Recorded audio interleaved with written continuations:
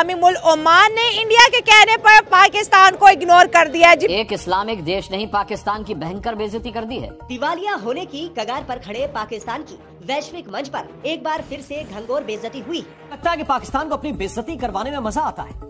अब मैं बात करना चाहूंगी दुनिया की सबसे बड़ी जमहूरियत के दावेदार ओमान और भारत मिलकर एक कॉन्फ्रेंस करने जा रहे हैं, जिसके साथ साथ 45 कंट्रीज और भी इसमें शामिल हैं जो कि इसका हिस्सा बनेंगी, इसको अटेंड करेंगी। इसमें पाकिस्तान का नाम शामिल नहीं है। इंडिया और ओमान मिलके जो है इंडियन ओशन कॉन्फ्रेंस को जी कंडक्ट कर रहे हैं। पाकिस्तान की फिर इंटरनेशनल बेइज्जती हुई तो ये पाकिस्तान के तमाम न्यूज चैनलों पर ब्रेकिंग न्यूज बन गई। अब पाकिस्तान को 12 देशों से भगाया गया। आपको पता है ओमान पाकिस्तान से कितना दूर है? आप एक पत्थर फेंकेंगे तो आप वहां पहुंच जाएंगे। पैसे वाले अरब के शेख पाकिस्तानियों की हरकतों से तंग आ चुके हैं। में जहाँ पर भारत होता है वहाँ पर पाकिस्तान को शामिल नहीं किया जाता या पाकिस्तान का नाम नहीं होता, ये हमारे लिए कोई नई बात नहीं है, कोई ऐसी हैरान होने वाली बात भी नहीं है।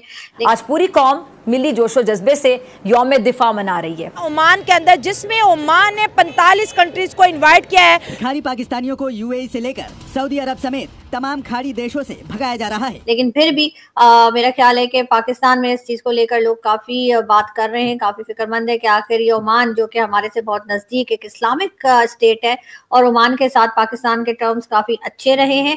ओमान ने जो है वो बिल्कुल भी पाकिस्तान को इस कॉन्फ्रेंस का हिस्सा नहीं बनाया है। 27 कंट्रीज के फॉरेन मिनिस्टर आ रहे इंक्लूडिंग इंडिया, लेकिन पाकिस्तान नहीं आ रहा। पाकिस्तानियों को वीजा देने में गल्फ देश कतराने लगे हैं। हमने ये देखा है कि जिस फोरम के ऊपर इंडिया की प्रेजेंटेशन होती है, इंडिया का स्टैंड मजबूत होता है, वहाँ पर कोई भी पाकिस्तान को लिफ्ट नहीं करवाता। अरब मुल्क ही नहीं, अमेरिका से भी पाकिस्तानियों को डिपोर्ट किया जा रहा है। इंडिया का एक एजेंडा रहा है पाकिस्तान को लेके कि हम पाकिस्तान को पूरी दुनिया में आइसोलेट कर देंगे और इंडिया आइसोलेट कर रहे हैं। नमस्कार, प्रणाम, राम राम। दोस्तों, पाकिस्तान का इंटरनेशनल बेइज्जती होने में सबसे बड़ा हाथ किसका है? भारत का।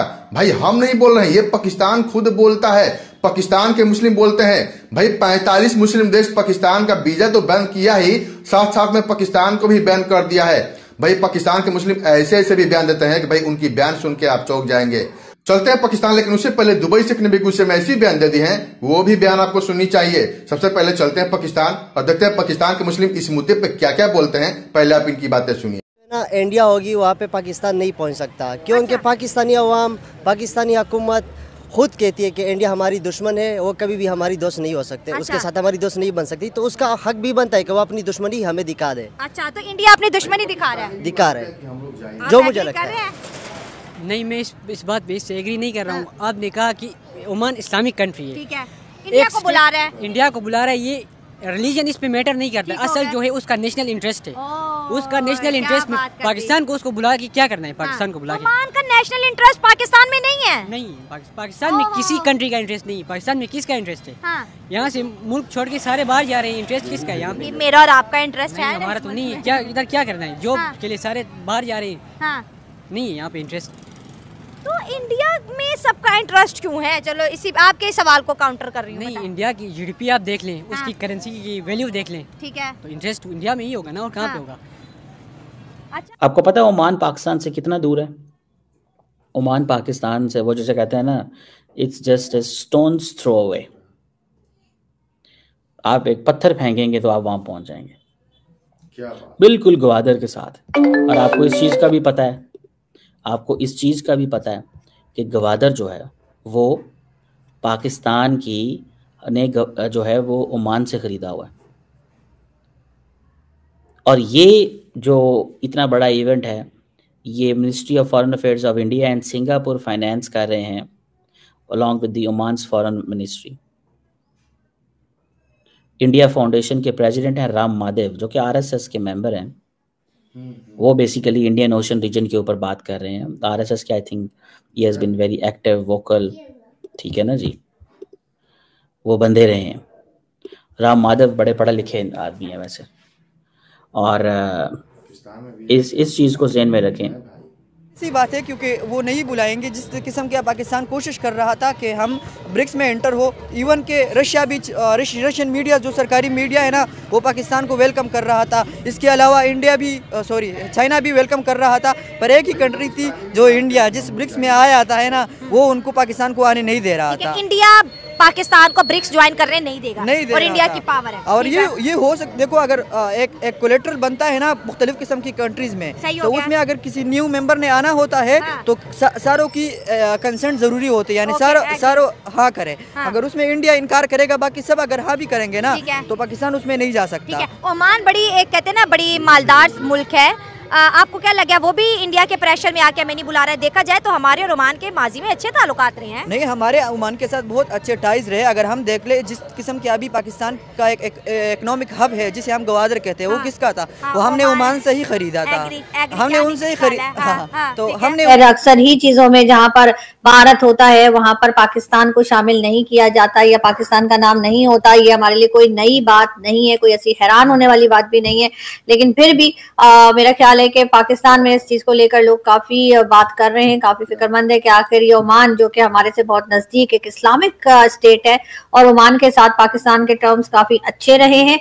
ओमान ने जो है वो बिल्कुल भी पाकिस्तान को इस कॉन्फ्रेंस का हिस्सा नहीं बनाया है। उसके लिए ये भी कहा जा रहा है कि भारत नहीं चाहता था या भारत की जो कह लीजिए कि जो गवर्नमेंट है या फॉरेन ऑफिस है उनकी तरफ से यही बात थी कि पाकिस्तान इसका हिस्सा ना बने। लेकिन पाकिस्तान में ये जरूर सोचने की जरूरत है कि आखिर भारत ऐसा क्यों चाहता है और आखिर बाकी तमाम दुनिया भारत की मान क्यों लेते हैं। भारत ऐसा इसलिए चाहता है क्योंकि मतलब मैं अपनी तरफ से एक चीज बता रही हूँ, हो सकता है कि मैं गलत भी हो सकती हूँ और आप लोग मुझे करेक्ट भी कर सकते हैं, क्योंकि पाकिस्तान और भारत के टर्म्स जो है वो कोई खास अच्छे नहीं है और बहुत टाइम से भारत जो है वो यही बार बार बता रहा है पाकिस्तान को कि अगर आपने किसी किस्म का भी कोई रिलेशन रखना है तो उसके इंडिया जो है ना वो एक उनके 8 मुल्कों की जो एक फोर्स है उसके अंदर है। ठीक है, G7 का मेंबर G7 का मेंबर है, यू आर राइट। तो वो ज्यादातर उन लोगों की मानेगा, ठीक है कि नहीं? और हम तो उसमें शामिल ही नहीं है। सबसे पहली बात कि पाकिस्तान का नहीं है उसमें शामिल, ठीक है। वो कहते हैं कि साउथ एशिया का जो हेड है वो वही है, वो पता नहीं लोग बाहर के यही समझते हैं, हालांकि ऐसा कोई नहीं है। अच्छा। सब डिफरेंट मुल्क हैं। हाँ। लेकिन एक तो हेड फिर होता ही है ना? हेड होता है। हाँ। ठीक है, वहाँ भी पॉपुलेशन मुसलमानों की बहुत ज्यादा है। सही है। तो अगर कोई स्टेप ऐसा गलत उठाएगा मुसलमानों के अगेंस्ट तो वहाँ पे ही उसके काफी लोग अगेंस्ट हो जाएंगे। लेकिन अभी भी हैं 20%। जी मेरी बात सुने, आप कह रहे हैं कि मोदी साहब मुसलमानों के खिलाफ कोई एक्शन नहीं लेगा, ये बात नहीं हम करें, हम दूसरे इस्लामिक कंट्रीज़ की बात करें। ओमान के अंदर जो है इंडियन ओशन कॉन्फ्रेंस हो रही है जिसमें उसने 45 मुल्कों को इनवाइट किया है। पाकिस्तान से ओमान सिर्फ 30 किलोमीटर की दूर पे, जिसको कहते हैं बिल्कुल हमारे सामने वाला पड़ोसी है, लेकिन उसने हमें नहीं बुलाया। हाँ, ये तो देखिए ओमान हमारा एक इस्लामी बरादर मुल्क है और ये तो होना तो ये चाहिए था कि इसको बहुत ही पाकिस्तान के साथ इसके रिलेशनशिप बहुत अच्छे होने चाहिए। 45 को इनवाइट करा तो एक हम हो जाते तो हम 46 हो जाते। तो उसकी वजह यही है कि उसमें इंडिया आ रहा है। हाँ, तो इंडिया यस आपने सही पकड़ा। हाँ। इंडिया आ रहा है तो इंडिया तो उसकी हमेशा यही कोशिश होती है कि पाकिस्तान को ज़्यादा से ज़्यादा जो है वो आइसोलेट रखा जाए। अच्छा, और वो कामयाब भी हो जाता है। और दूसरी बात यह है कि इंडिया एक बहुत बड़ा मुल्क है, बाकी मुल्क सोचते हैं कि उसके साथ तिजारत की जाए। पाकिस्तान असल में सबसे बड़ी बात यह है कि पाकिस्तान की अपनी गलती है, पाकिस्तान की प्रायोरिटी नहीं है। इस तरह प्रायोरिटी नहीं। आपने कहा कि इंडिया जो है हमें आइसोलेट कर रहा है और वो उनका मिशन भी है और मोदी साहब भी बहुत दफ़ा कह चुके हैं कि हमने पाकिस्तान को जो है आइसोलेट कर लिया। वो मीडिया को लेके देखे, वो इंटरनेशनल फोरम्स को देखे। ओमान हमारा पड़ोसी मुल्क है, इंडियन ओशन कॉन्फ्रेंस कर रहा है, लेकिन उससे पाकिस्तान को इन्वाइट नहीं है क्योंकि इंडिया वहाँ पर जा रहा है। सर, इंडिया तो अपने मिशन में कामयाब हो रहा है, हम क्या कर रहे हैं? देखिए, मैंने फिर यही कहा ना, जब तक आप अपनी प्रायोरिटीज़ को सेट नहीं करेंगे, आप मुल्क का नहीं सोचेंगे, आप अपनी आवाम का नहीं सोचेंगे। तो इंडिया का इतना नहीं है रोल जितना यहाँ के पॉलिटिशियंस का रोल है। अच्छा। ठीक है, इनकी नीयत कोई इतनी अच्छी नहीं है। अच्छा। ये जितनी आवाम है सब जानती है, अब जिससे मर्जी पूछ लीजिए। अच्छा, ठीक है। हाँ। इंडिया का कोई इतना खास नहीं है यहाँ की। अगर इनकी नीयत साफ हो जाए ना, हर मुल्क बुलाएगा इनको। अच्छा, नीयत मतलब क्या? नीयत तो मतलब आप जैसे मर्जी समझ लें, मतलब हम खुद नहीं ठीक। हाँ, पॉलिटिशियन जो पॉलिटिक्स के लोग हैं वो नहीं ठीक, जितने हमारे सियासतदान। इसका मतलब ये हुआ कि आप इंडिया को अपना दुश्मन मुल्क नहीं समझते? इतनी वो दुश्मन हमारा नहीं जितने यहाँ के जो हैं हमारे खिलाफ हैं। मतलब हम अपने खुद घर के जो चौकीदार और सियासतदान हैं जितने ये खिलाफ हैं। जितने ये यहाँ पे देख नहीं रहे कि जो मजहबी लेंस हम यूज करते थे, तुसी भी मुसलमान थे, तुसी भी भरा थे, असी भी भरा, अब वो वाला चूरन नहीं बिक रहा। वो नहीं, अब वो चक्कर नहीं है। अब यहाँ की सियासत का चक्कर है, जहाँ पे इनको मुफाद नजर आता है ये उस तरफ चले जाते हैं, जहाँ नजर नहीं आता वहाँ पीछे हट जाते हैं। ठीक है, ये सियासतदानों की जमहूरिया पाकिस्तान का ऐसे करना है कि भाई दुबई, सऊदी, कतर हर जगह से पाकिस्तान को निकालना शुरू कर दिया है। यानी कि हर कंट्री में पाकिस्तानी भिखारी भी पकड़े जाते हैं और इसलिए पाकिस्तान को बैन कर दिया है। इधर ओमान भी पाकिस्तान का विजय बंद कर दिया है और इसमें पाकिस्तान के मुस्लिम बोलते हैं कि भारत का हाथ है। तो आपको इस वीडियो में क्या कमेंट करना है, एक कमेंट जरूर कीजिएगा। चलते हैं दुबई से, क्यों दुबई से भी गुस्से में ऐसी बयान दे दिए हैं, वो भी बयान आपको सुननी चाहिए। चलते हैं दुबई और सुनते हैं दुबई से का बयान। अस्सलाम वालेकुम मेरे प्यारे भाई लोग, मेरे प्यारे भाई लोग, तुम लोग कब तक ऐसा नहीं समझेगा कि बहुत आदमी लोग झूठा वीडियो डालता है, बोलते शेख तुमको देगा पैसा रमजान के लिए, वो के लिए। ये सब झूठा लोग है, ये सब लोग चोर लोग है, कभी कुछ ऐसा नहीं है। और तुम लोग देखो लोग का बात से, और कोई उर्दू में ऐसा बात नहीं करे। अगर वाकई शेख मनते कुछ देगा, अच्छा वो लोग उर्दू में बात नहीं करेगा, अरबी में बात करेगा। तो ये सब चोर लोग आप लोग को झूठ बोल रहा है। आप लोग कब तक ऐसा गधा बनेगा? कितना इतना झूठा लोग वीडियो बनाते हैं, तुम लोग उन लोग का पीछे करते फॉलो करते हैं, कोई कुछ को नहीं मिलेगा और कुछ माफी नहीं है। अब तुम लोग को अभी से बोलते हैं, सुनो, कुछ माफी नहीं है, कुछ कुल्ला नहीं है, सब कुछ बंद है और सब झूठा लोग है। कोई वीडियो ऐसे सब एक चोर लोग बनाता है। ये हरामी लोग बाहर है, मुल्क से, दुबई से बाहर है, तो ऐसे वीडियो बनाते हैं क्योंकि उन लोग मर गया है अंदर से। उन लोग शायद ब्लॉक भी है ना, तो अभी इन लोग मतलब हम लोग का मुल्क का नाम खराब करेगा। कुछ फ्री नहीं है, ना कोई शेख कुछ देगा, ना कुछ भी है। ये जूता लोग है, आप लोग समझो, ना समझेगा तुम लोग भी गधा बनो उन लोग की तरह। और क्या बोलो, तुम लोग खुद देखो, लोग हमारा वीडियो भी देते हैं, हमारा वीडियो भी बनाते हैं, लेकिन ये हमारा अकाउंट नहीं है। तुम लोग अच्छा से अकाउंट देखो, पहला देखो कौन सा अकाउंट है, किसका अकाउंट है।